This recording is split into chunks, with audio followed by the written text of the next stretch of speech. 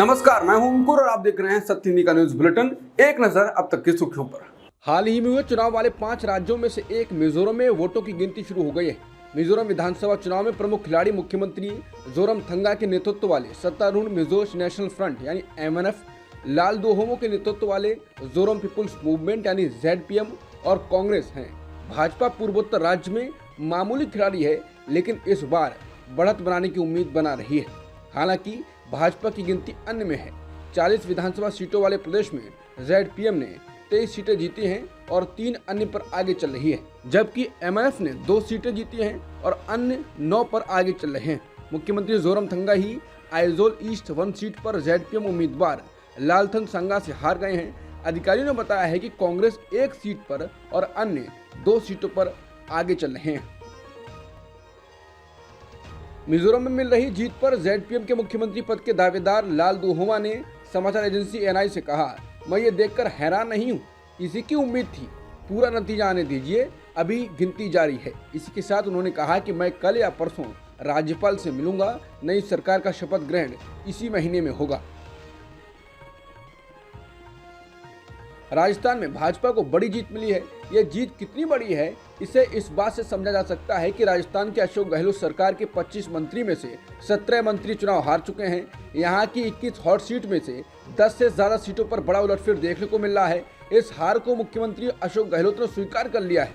उन्होंने राजस्थान के राज्यपाल से मिलकर अपना इस्तीफा सौंप दिया है। राजस्थान विधानसभा के अध्यक्ष और दिग्गज कांग्रेस नेता CP जोशी खुद चुनाव हार गए हैं। इस तरह की हार भाजपा के खेमे में हुई है। भले ही भाजपा की राजस्थान में शानदार जीत हुई है, लेकिन इसके कई बड़े नेता हार गए हैं। राजस्थान विधानसभा में नेता प्रतिपक्ष रहे राजेंद्र राठौर और प्रतिपक्ष के उपनेता सतीश पूनिया भी चुनाव हार चुके हैं। मध्य प्रदेश के चुनाव में अखिलेश यादव काफी चर्चा में रहे। वो राहुल गांधी और कांग्रेस पर लगातार निशाना साध रहे थे। अब जान लेते हैं कि उनका चुनाव में क्या हाल रहा है। सपा ने इस बार मध्य प्रदेश में 72 उम्मीदवार उतारे थे। अखिलेश ने खुद चुनाव अभियान संभाला था, लेकिन उसे 1 सीट भी नहीं मिली और उसका वोट शेयर 0.43% रहा। लेकिन MP में सपा के चुनाव लड़ने ने इंडिया गठबंधन के लिए एक तरह से संकट पैदा किया, विवाद खड़ा किया। 2023 के MP विधानसभा चुनाव में तो सपा का प्रदर्शन 2018 से भी खराब रहा। 2018 में सपा ने 52 उम्मीदवार उतारे थे, 1 सीट जीती थी और कुल वोट शेयर 1.30% था, जबकि इस बार 72 उम्मीदवारों के बीच उसका वोट शेयर मात्र 0.43% रहा।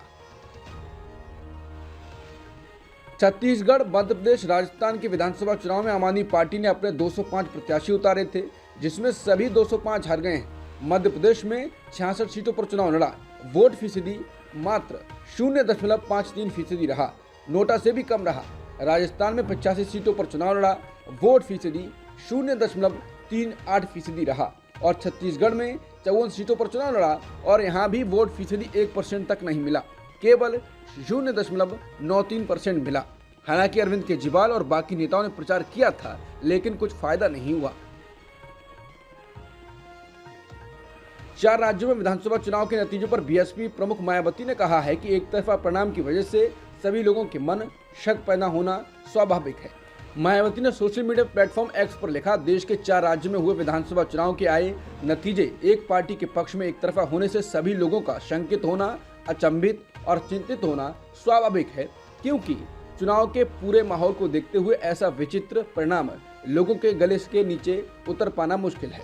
उन्होंने कहा कि पूरे चुनाव के दौरान माहौल एकदम अलग और कांटे का संघर्ष जैसा दिलचस्प, किंतु नतीजे उससे बिल्कुल अलग होकर पूरी एक तरफा हो जाना, ये ऐसा रहस्यमय मामला है जिस पर गंभीर चिंतन या उसका समाधान जरूरी है। लोगों की नब्ज पहचानने में भयंकर भूल चूक चुनावी चर्चा का नया विषय है। तेलंगाना विधानसभा चुनाव के नतीजे में BJP ने 8 सीटों पर जीत दर्ज की। इनमें से एक विजेता T राजा सिंह भी हैं, जो बीते दिनों धार्मिक विवाद में घिरे हुए थे। हैदराबाद की गोशा महल सीट पर BJP के उम्मीदवार T राजा सिंह का प्रदर्शन सबसे अच्छा रहा। उन्होंने इस सीट पर 21,000 से अधिक वोटों के अंतर से जीत दर्ज की है। इस सीट पर यह उनकी तीसरी जीत है। T राजा सिंह विवादित बयानों की वजह से सुर्खियों में बने रहते हैं। साल 2014 में वो BJP में शामिल हुए। पिछले साल T राजा सिंह ने पैगंबर मोहम्मद पर विवादित बयान दिया था और उन पर केस भी दर्ज हुआ था। इस केस में उन्हें करीब 2 महीने जेल में रहना पड़ा था। तेलंगाना हाईकोर्ट ने उन्हें शर्तों के साथ जमानत दी थी कि वो कोई भड़काऊ भाषण नहीं देंगे। ये मामला बढ़ा और बीजेपी ने उन्हें निलंबित कर दिया था। हालांकि इसी साल अक्टूबर में उनका निलंबन रद्द कर दिया गया था। छत्तीसगढ़ विधानसभा चुनावों में मुख्यमंत्री भूपेश बघेल की सरकार के 13 मंत्रियों में से 9 को हार का सामना करना पड़ा है। इनमें डिप्टी सीएम टीएस सिंहदेव और गृह मंत्री ताम्रध्वज साहू शामिल हैं।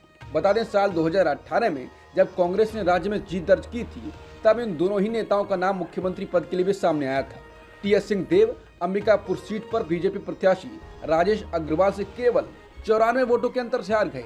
वहीं दुर्ग ग्रामीण सीट पर बीजेपी प्रत्याशी ललित चंद्राकर ने ताम्रध्वज साहू को 16,000 से अधिक वोटों के अंतर से हरा दिया।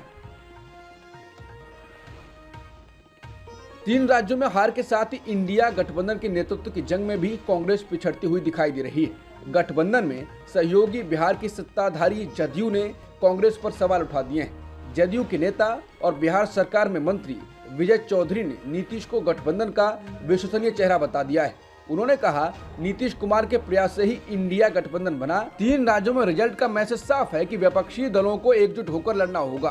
कांग्रेस को क्षेत्रीय पार्टियों के साथ लचीला रवैया अपनाकर उदार बनना होगा।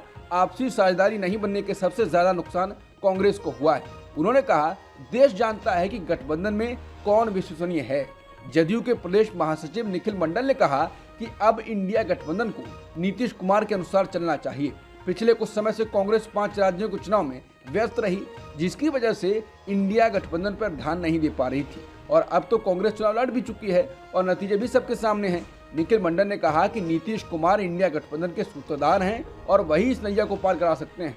बता दें, 4 राज्यों में नतीजों के बाद कांग्रेस अध्यक्ष मल्लिकार्जुन खड़गे ने इंडिया गठबंधन की 6 दिसंबर को बैठक बुलाई है।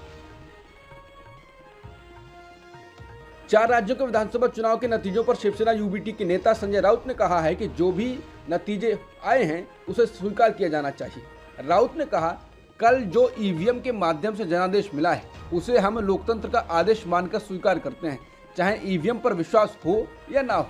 लोग तो सदमे में हैं कल के रिजल्ट के बाद, खासकर कि मध्य प्रदेश, छत्तीसगढ़। उन्होंने कहा कि बीजेपी को बड़ी जीत मिली है और हम इसका अभिनंदन करेंगे। इसके साथ ही उन्होंने इंडिया गठबंधन पर कहा कि इसमें कुछ दलों के बीच 5 राज्यों में चुनाव को लेकर गिले शिकवे हैं। खासतौर पर कांग्रेस जैसी बड़ी पार्टी को अपने राज्यों में छोटे दलों को विश्वास में लेना चाहिए।